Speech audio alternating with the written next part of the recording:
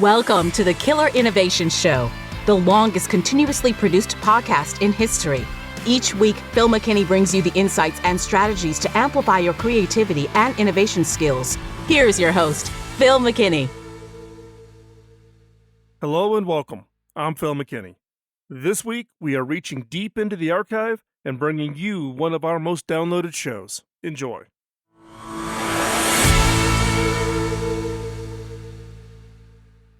Before we get started, I want to make sure that we all have the basic foundation. So, what is an innovation? My definition of innovation is an idea that is made real. It can be as simple as a new way to solve an age-old problem, or it might involve developing something entirely new from scratch. Innovation's all about seeing opportunities that others don't see, and then seizing them with creativity and hard work and a lot of frustration. Innovators are a special breed of people who refuse to accept that things cannot change for the better. But there are no guarantees that your idea will work and become a successful innovation. Creating a successful innovation requires experimentation. With experimentation comes the risk of failure. Now, let's be clear, failure is not a negative. It teaches valuable lessons about what works and what doesn't work. When things don't go according to plan, failure allows us to see what we need to change to the idea. Maybe we need to tweak it so that it can become a successful innovation. Now, not all failures are the same. Successful innovations requires not only a willingness to take risks and learn from failure, but also a capacity for what Manu Kapoor calls productive failures. Productive failures are the things that don't work out in your favor, but which reveal something new about how the world works or how your problem is viewed, or revealing something more about the problem that you're trying to solve. They're crucial to innovation because they help us think outside the box and expand our perspective. This is an opportunity for true insight. To experience productive failure, you have to fail successfully.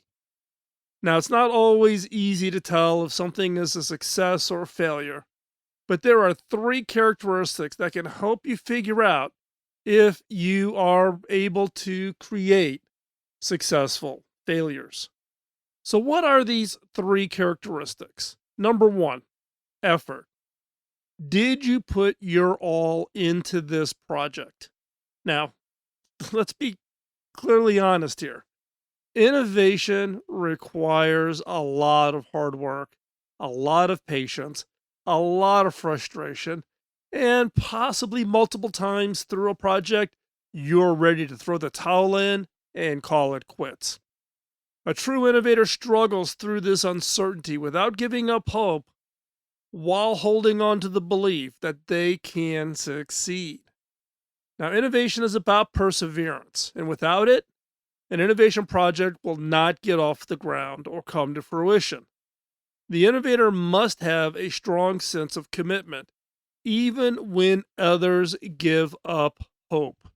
Now, in my own personal example, in this case of just being able to stick with it, many years ago, this is probably back in the late 80s, mid to late 80s, I was the CEO of a supercomputer company called Terraplex, based out of Urbana-Champaign, Illinois. It was a technology that had originally been developed at U of I, and we spun it out into a separate company, and I was recruited to be the CEO.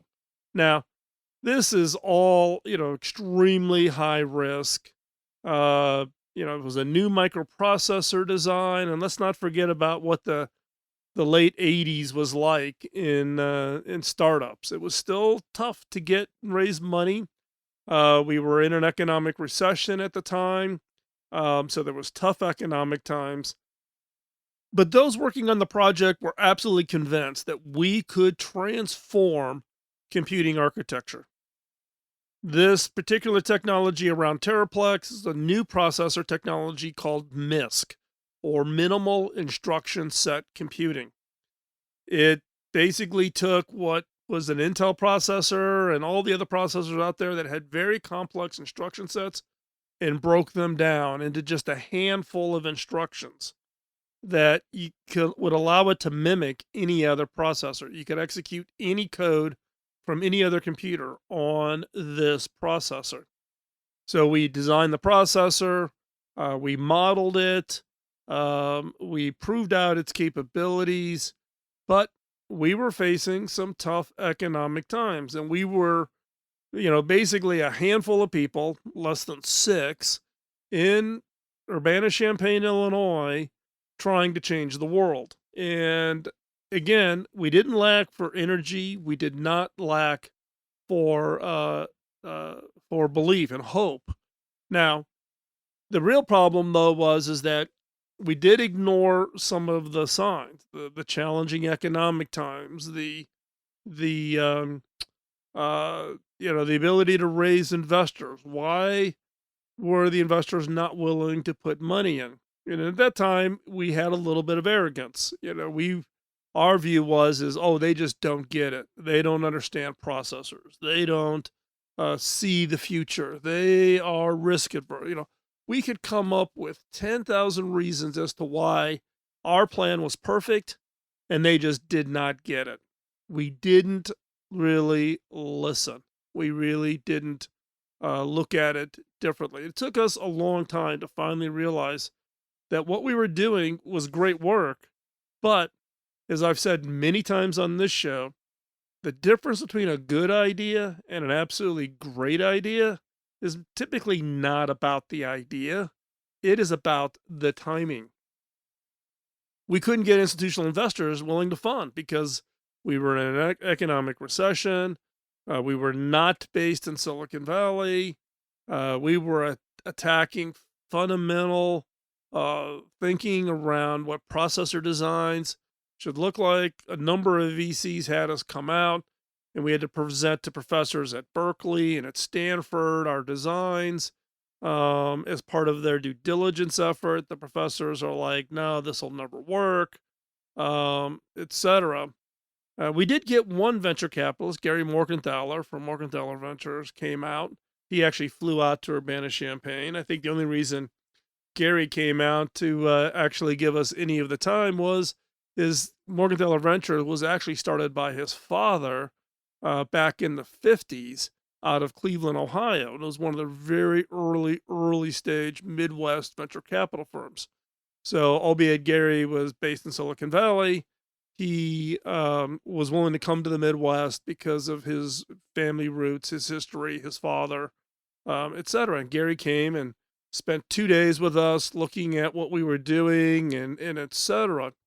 So at this point, we were basically being funded by angel investors, high net worth individuals throughout central Illinois, Indiana, going into Iowa.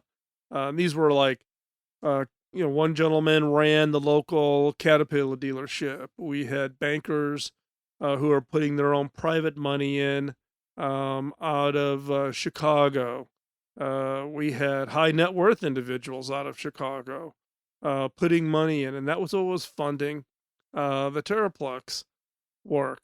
But at some point, angel investors are going to throw the towel in. While we still believed in it, we were truly going to see this through. We believed in it. We believed in the architecture. We believed that this was going to transform computing. But when the angel investors threw the towel in, that was kind of the nail in the coffin. You have to kind of step back. So what did we do? We actually bundled up all of our work on the MISC processor and bundled it up into a technology licensing bundle and went about trying to find a buyer, a licensor of the MISC architecture. And we were successful. So Atmel Corporation out of Silicon Valley was very interested in the processor. They took the intellectual property and licensed it and embedded portions of it into existing processor designs that they had underway. And that we got some press on it. Business Week did a big article on what we were doing at Terraplex and the MISC processors and etc. But in the end, the question here being, the first of the three characteristics is, you know, did you put your all into this project? In the case of Terraplex, I can tell you we left nothing off. We did everything. We put it all onto the field. We competed. We worked hard. We had a great team. We had belief in it. And again, I think the if I was maybe had a little bit more experience. Keep in mind this was in the mid to late '80s. Probably would have pivoted and taken the basic architecture and broken down. So I'm a big believer nowadays of this crawl, walk, run. Break your project down, do it in small pieces, deliver value early. Don't try to just take one big giant leap to change the world. But did I put everything into this project? You betcha. The second characteristic on successful failures is perspective. What does the experience teach you about what will work and what won't work? Failure is inherently full of lessons. Some of the most traditional, I should have done this instead. More often, though, you can look back with pride on the time you learned something important about yourself. That either your decision making skills are sharper than you thought, or they were more flawed, like in the case of Terraplex. Even if it's not always an encouragement to try again, there's always value in trying something new and then reflecting on what happened so you can learn. And you learn from every experiment. In fact, at our current company I'm at as the CEO, we do retrospectives on every project. We do kind of a deep dive and look at that project to say what went well, what didn't go well, what did we miss in the beginning, what did we learn and uncover. And we make those retrospectives fully transparent and fully available to everybody in the organization. Now, in this case, though, I want to talk about another specific example of perspective. What did the experience teach you? So, going to go back to my HP days. Early on in my CTO role at HP, I went after to acquire a small company out of Calgary, Canada called Voodoo PC. Now, for those of you who are into the PC world, particularly into the gaming world, you may recall Voodoo PC. Very, very high end laptops, desktops, gaming rigs, very high performance. They consistently won the shootouts from the major magazines on overall performance. Very good designs, custom paint jobs. You could get a desktop Voodoo Omen that could cost you $40,000. This is $40,000 in 2008, 2007. So we went off to acquire them. I believe that the gaming market was going to explode, and we needed kind of a catalyst. So we went after them. Now, keep in mind, at this time, HP is probably, I'm going to say $60 billion. And Voodoo PC is, 8 people in Calgary, Canada in a warehouse. So very disproportionate to size. Now, the real aim was not just to acquire the product line, right? But one of my underlying aims was really to inject some risk taking, some creative culture into HP, bring some renegades into the HP organization. Now, keep in mind, I was new in my role as the CTO at HP. And maybe, my eyes were bigger than my stomach from the standpoint of being able to do this acquisition. But we were actually able to successfully close the deal.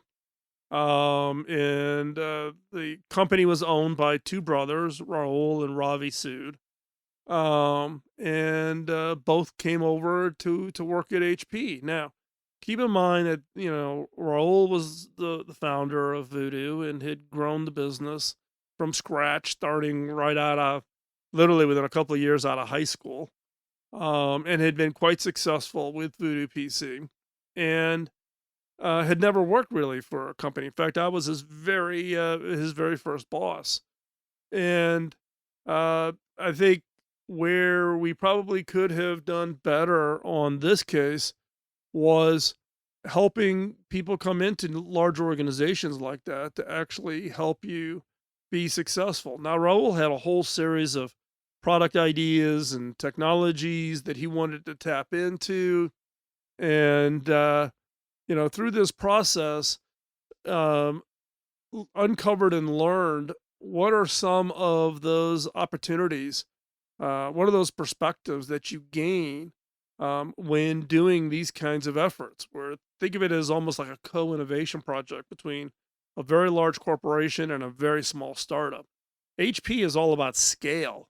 Voodoo is all about design and elegance and customer experience and online ordering experience and then the personal touch, which isn't really the model that HP was built around. And so there was learning that was occurring on both sides of the table through this process, and it gained a lot of perspectives. But it also opened our eyes at HP about how we could act differently. Now, even today, you can go to HP and you can order an HP Omen product under that brand. So there was a whole series of the Voodoo brand messaging, brand characteristics that we ended up integrating into HP that still lives on today. Now, I'm no longer at HP. Raul left HP, went on to found Microsoft Ventures, and then left Microsoft to become the CEO at Unicorn, which is an on-game betting platform for esports. He just sold that, and now he's actually just received, his first $5 million investment round from companies like Andreessen Horowitz to fund his next company, which again is I guess best way to describe it is a living blockchain gaming platform. And even though none of us are there, the Voodoo influence at HP still lives. We learned that it wasn't just about the technology, the perspective we gained, the experience that we gathered from this effort of a big company acquiring this little dinky little company was understanding the customer differently, understanding the brand experience and how important that brand experience was. And you can go out to HP.com or you can walk a into a Best Buy store and you can buy HP products today that carry forward the brands from Voodoo on everything from laptops, PCs, printers, um, wherever. And you can look at those now and you'll see that those brand experiences even live on long after any of us that were part of the putting it in place is there. So we learned, and HP has continued to apply it. The third characteristics of successful failures is inspiration. Does this new understanding inspire an entirely different idea than before? Did something spark out of this that became something totally new? Now, there are a few ways a failure from an experiment can inspire new ideas. Sometimes it might lead to lessons about the nature of the problem, which inspires better solutions. Other times it can teach us something about how we think, and this encourages new solutions because we're now looking at things from a different angle. Now, in my own history, the example the story I wanted to share was around a company that I was part of. This would have been 1984, 85. I've talked about this in some previous shows, and that is ThumbScan. ThumbScan was a company that was doing fingerprint biometric security. And this was, again, 85. time frame, right before my experience at Terraplex, as an example. And this was around again, how do we create really low cost, highly functional, effective biometric security technologies? You have to keep in mind that biometric security technologies at that time were $30,000 per unit. Thumbscan's target was less than $900 for a unit. Now, the technology, it was pretty rough. I was actually brought in originally as a contractor to take the concept, the idea, which is basically in the back of a napkin, and build out its first prototype. So, including all of the optics, the hardware, the software, everything. So, I had a small company in Silicon Valley that I had founded where we basically helped innovators take their ideas off of the back of a napkin and turn it into a product, something that they could mass produce and ship. So I was under contract. Thumbscan had asked for my help, and we had built up the prototype and actually had product built. However, the problem being is great. The innovators, myself, the handful of people who came up with the original idea, we had the product, but nobody was buying it. It was not a product that people were willing to buy. There were a number of issues around it. And this included, things like, uh, were people willing to share the concerns around privacy? I'm gonna put my fingerprint down on this thing. The other is that, the technology was very raw. It took a lot longer to build than anybody planned for. Cash was getting eaten up. We were funded by Frontenac Venture Capital out of Chicago and a handful of other VCs. Um, but when it shipped, it was a good product, but nobody bought it. It just was a technology solution trying to solve a problem. Again, privacy, people were concerned. I'm going to give you my fingerprint. And security was not a big concern in this time in the mid 80s. Cybersecurity was not a thing. The first set of computer viruses really had not been unleashed on the world at this point. And so the company was in a jam. And so I was challenged to think about, are there other products Thumbscan could bring to market that would be more readily available to generate revenue and could be used to sustain the business until such time as the core Thumbscan product truly became viable. And we came up with a product called PC Boot. PC Boot was around, not so much, not definitely not biometric security, but a way to protect PCs. Because back then there was no security. There was no security in the operating system in a PC. Anybody could boot up a PC, stick a floppy drive in, copy the data off the hard drive, and walk away, and nobody would be any wiser. And people were using PCs for payroll information, confidential, documents, etc. So there had to be a way to protect the PC. So we came up with this product called PC Boot, much less intrusive. We did actually get Thumbscan to acquire a company called Gordian out of Silicon Valley. There was a company that had gone bankrupt, but it had a token security device.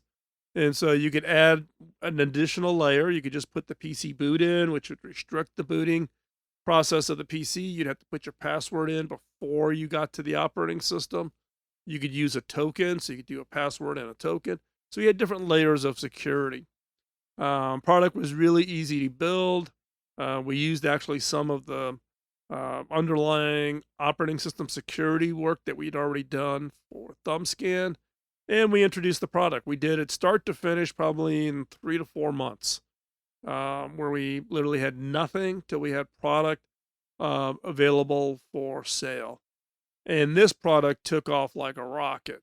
It went on to win Product of the Year that year at Comdex and became the number one security product for years before Microsoft actually decided to put security in the operating system. And and again, it saved the company. It saw the issue. It identified a new problem, a problem that was uncovered through the process of the other failures that we were doing with Thumbscan, trying to build a product, go out and sell it. Nobody was buying it. Why is nobody buying it? What's the real problem? Again, we solved it by underlying and understanding the problem in a unique and different way. So again, the three characteristics of a successful failure: one is effort. Did you put your all into the project? Did you really leave it all on the field? Did you try? Two, perspective. What does the experience teach you about what will work and what won't? Right? Just failing and walking away, that doesn't teach you anything. What did the experience teach you? What did you learn? What's your retrospective on every one of your projects? And you should do it for every one of your projects. And then three, what's the inspiration? When it's all said and done, does this new understanding, the lessons learned, your experience of this project, does it inspire you to go after an entirely new and different idea?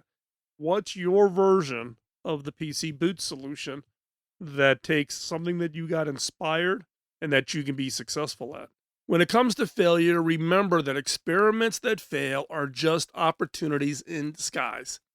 Take the time to create successful failures instead of simply moving on without ever looking back or learning why the ideas didn't become those world changing innovations that you anticipated. Failure isn't always bad if handled properly. So try celebrating the small wins along the way rather than just focusing slowly on achieving the major milestones. By encouraging failure throughout the process, you'll find that even more innovative ideas are sparked along the way, which then leads to an entirely new way of doing things. Some of the most successful innovations were born from failures. Now, are you hoping to avoid failure? Look, nobody likes failure. It's hard to face, but we tend to beat up ourselves. But are you hoping that you've got some clever way to avoid failure? Look, we're surrounded by innovation. It's how civilization prospers, economies grow, people learn something new, and our species survives. Innovation is the process of creating something new and often better. Are you hoping to create innovations without experiencing failure? Then just stay away from trying to be an innovator. Your likelihood of success has gone to zero before you even began. The only thing inspiring about this lack of trying and failing is that you'll never know if you could have created an innovation that changed the world. With every failed experiment, there's potential for success. But when you walk away from even trying out of fear of failure, you'll never know what could have been. The key to innovation is learning from failures. Without failure, there's no learning, no growth, no correction to the original idea, or to the path that should have been considered to successfully transform that idea into a world changing innovation. As stated before, experiments fail. Face it. Part of what innovation is all about is being creative and experimenting with new ideas. But you can't do this unless you're willing to try and fail. So, yes, successful innovations require successful failures.